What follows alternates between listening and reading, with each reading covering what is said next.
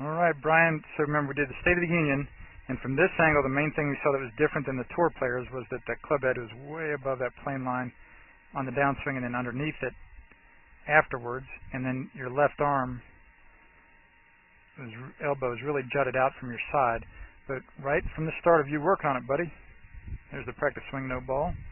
You did much better with it. Down that line through the top of your left shoulder, no left arm showing. And we put a ball there, and it still looked good. So that was great, and it felt like a half swing, so you're much closer to the line there. Through the top of your left shoulder with no left arm showing, buddy. So that is fantastic. And then as you kept doing it, with what felt like a half swing, man, that continued to look better and better and better there, Brian. And then from face on, that got better and better with your arms extended, and right hand covering over your left more. But what the main thing today was just to get on that plane line better on the downswing. No left arm showing, buddy. That's beautiful. Even though you didn't try to do better with the left arm, it got better. Consciously. There, that looks a lot better than the first one today did. Right through there. His arms are extended much better there around the impact area, on the new blue on the right. And same feel with the driver. Remember the dragnet illustration I gave you? That's a lot better on the video. Even the ball kind of got skied out to the right. I think this one did the same thing. Kind of got skied out to the right. No, that's the one you drilled. Even though, see, it's still a skosh above the line. So much better than it used to be. Just squared it up there and that one went straight. And then here's this last one you want to peek at. Again, the ball flight was good. Pretty close to the plane line there. Yeah, that's sweet there. No left arm showing.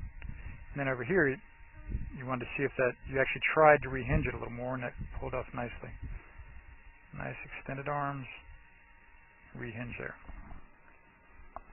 So, again, one of the things I like to say is, see 3 or 4 or 5 things are changing and improving there, even though you're only consciously working on one thing. And so sometimes people will say, man, Joel, how come all that's getting better? And I say, well, there are 2 reasons. This is my smart aleck answer. You're good and I'm old. And what I mean by that is when I'm old, and that's why I get so much information before I start telling you what to do. So based on all that, what's the one main thing? Based on there, what's the one main thing? Even though I see a million other things wrong with your swing, what's the one main thing we can start to work on? I think it'll help you. And then you do that one thing, and quite often, because you're good, right? You're just white-blooded American male, baseball, tennis, all that stuff. You'll do better things as a reaction to that one thing I told you to do, and it'll make it look better in the video, and often the ball go better. So we can keep it simple as possible. So again, like I say, it's because you're good and I'm old. That I'm old, I've seen it many times. I think this is probably the one thing that will help him do a lot of stuff good. And quite often I'm correct. And then you're good enough where you just react to it. And so you don't need all this golf gobbledygook to try and consciously change every nitpicky little thing in your golf game. So I like that a lot there, buddy. Any questions or thoughts or observations? Okay. This is Joel Suggs. I sure enjoyed meeting you down at the Cincinnati Golf Show this weekend and showing you your swing on the 2D equipment that I have. And so I want to take about 2 or 3 minutes to just show you around Meadowlinks. This is the studio I use in the winter for all my students. You see there's the down-the-line camera angle for our 2D equipment. And then we have the face-on camera angle also. And then what we also have here is 3D equipment to where I can show you your swing from 6 different camera angles with this 3D equipment.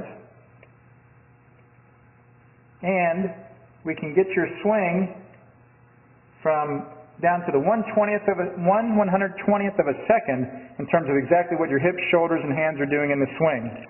And then also, I have the most realistic hitting curve I've ever seen from puttersedge.com. So when you hit your full shots, it feels as realistic as possible. And then I have 3 different green speeds for you to practice your putting. 9.5 on the stem meter, 10.5 on the stem meter, and 12.5 on the stem meter. That's benefited my students tremendously.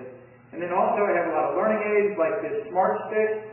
You can see the rest of those learning aids over here in my bag that we can work on to help you learn the certain fields in your golf swing that you and I both want. And then also I help my students a lot with their equipment through the winter. This is a frequency analyzer where we twang your club and it gives us a reading here. And then also we plot your whole set, each club on these lines to see if the set is really matched or not. Quite often they aren't, and it helps my students tremendously when they find out what clubs are the offending clubs. Then if we get tired of being indoors and we want to go outdoors and hit some, we can do that. It's my daughter! Ellie, good to see you. I haven't seen her in weeks. No wonder you've been gone, Ellie. You've been out here playing in the snow all this time. But this is our natural turf area. This is closed until April, as you can see. But it's a fantastic area where we can step outside and hit some balls and get some real ball flight.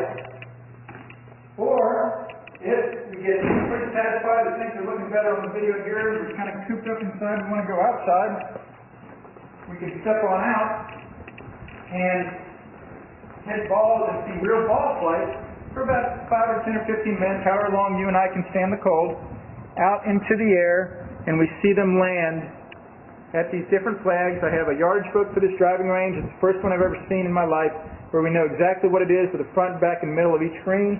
And again, the covered area here is heated, so we stay out there for about 5, 10, 15 minutes, like I said. It enables us to see some ball flight, and then we get satisfied that things are looking the way we want, and we can come back inside, take off our coat, and look again at the video equipment to see how your swing's looking, to make sure that you understand it. And then notice too, my exercise ball up top here, and then also, so I help my students a lot with their fitness through the winter, and then I will help you also with your sports psychology, with your golf psychology from the golfpsych.com people down in Texas. That's helped my students tremendously a lot over the years too. So again, I sure enjoyed meeting you down at the Cincinnati Golf Show this weekend. I look forward to seeing you again out here this summer at Meadowlinks, or even right now in the winter. I have a lot of people that work on their games with me right through the winter. Check out more information about the things I do to help you at joelsuggs.com. Take care.